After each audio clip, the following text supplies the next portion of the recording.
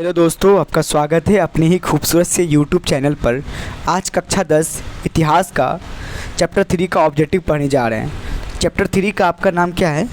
Chapter 3 का नाम है हिंद चीन में राष्ट्रवादी आंदोलन। चैप्टर 3 का नाम क्या है? हिंद चीन में राष्ट्रवादी आंदोलन। चलिए इसका ऑब्जेक्टिव पढ़ने जा रहे हैं। फर्स्ट क्वेश्चन क्या कह रहा है आपको? फर्स्ट क्वेश्चन कह रहा है हिंद चीन क्षेत्र में कौन से देश आते हैं? तो हिंद चीन क्षेत्र में कौन से देश आते हैं, इसका आ जाएगा आपका 100 सही हो जाएगा, मतलब सी आपका सही हो जाएगा। ये कंबोडिया, वियतनाम, लाओस। इसका ट्रिक याद कर सकते हैं आप, कवीला। आप कविता पढ़ते ना, कविता नहीं बोलिएगा, कबीला बोलिएगा। क्या बोलिएगा? कवीला। मेरे साथ बोला करिए, कवीला, कवीला। क्या हो जाएगा? क से आपका जो कंबोडिया, वी से वियतनाम, ला से लाओस। तो क्या ट्रिक बन जाएगा? कबीला। आप कविता नहीं बोलना, क्या बोलना? कबीला। यहाँ से आपका 10 क्लास का एक क्वेश्चन सॉल्व हो जाएगा। तो आपको यहाँ पे कबीला बोलना है।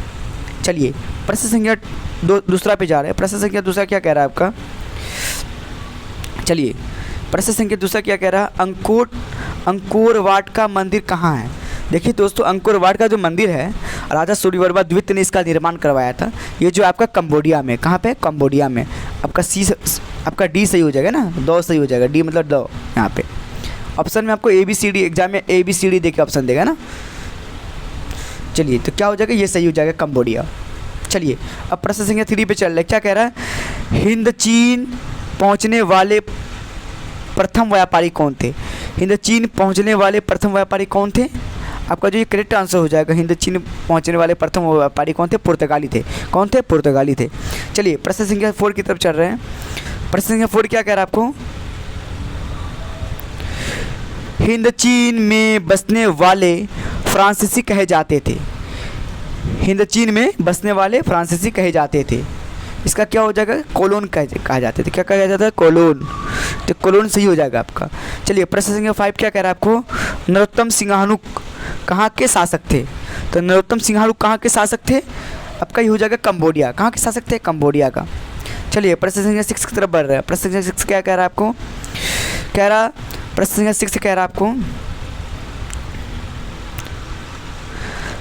The history of the loss of Vietnam किसने लिखा? The history of the loss of Vietnam किसने लिखा? इसका जो आंसर हो जाएगा फान वोई चाओ। फान वाई चाओ, वोई चाओ। ठीक, इन्होंने ही लिखा था। क्या? The history of the loss of Vietnam. चलिए प्रश्न संख्या 7 की तरफ बढ़ रहे हैं। क्या कह रहा है? मार्च 1946 में फ्रांस एवं वियतनाम के बीच होने वाला समझौता किस नाम से जाना जाता है? तो मार्च 1946 में जो फ्रांस और वियतनाम के बीच जो एक समझौता हुआ था, जिसका नाम रखा था इन्होंने हनोई समझौता। कौन सा समझौता? हनोई समझौता। तो करेक्ट क्या हो जाएगा आपका? हनोई समझौता सही हो जाएगा। चलिए प्रश्न संख्या 7 की तरफ बढ़ रहे हैं। 7 तो हो गया, सॉरी। अब 8 की तरफ बढ़ रहे हैं। प्रश्न संख्या 8 क्या कह रहा है आपको?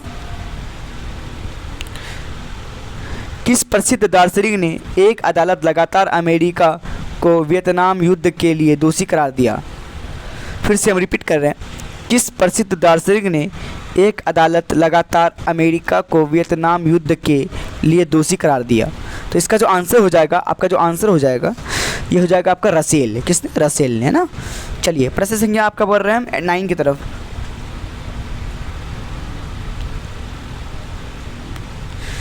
प्रश्न संख्या 9 क्या कह रहा है? हिंद चीन क्षेत्र में अंतिम युद्ध समाप्ति के समय में अमेरिकी राष्ट्रपति कौन थे? हिंद चीन क्षेत्र में अंतिम युद्ध समाप्ति के समय अमेरिकी राष्ट्रपति कौन थे? इसका जो आंसर हो जाएगा आपका, तो ये जगह निक्सन। कौन थे? निक्सन थे, है ना। चलिए प्रश्न संख्या 10 की तरफ बढ़ रहे हैं। हुआ आंदोलन किस प्रकार का आंदोलन था? सॉरी, हुआ आंदोलन किस प्रकृति का मतलब था? हुआ आंदोलन किस प्रकृति का था? हुआ आंदोलन किस प्रकृति का था? इसका हो जाएगा क्रांतिकारी धार्मिक। किस प्रकृति का था? क्रांतिकारी धार्मिक। चलिए दोस्तों, आपको वीडियो अच्छा लगा तो हमारे चैनल को अवश्य ही सब्सक्राइब करिए और बेल आइकन को भी दबाइए ताकि आपको नेक्स्ट वीडियो जल्दी से जल्दी मिल पाए। थैंक यू दोस्तों।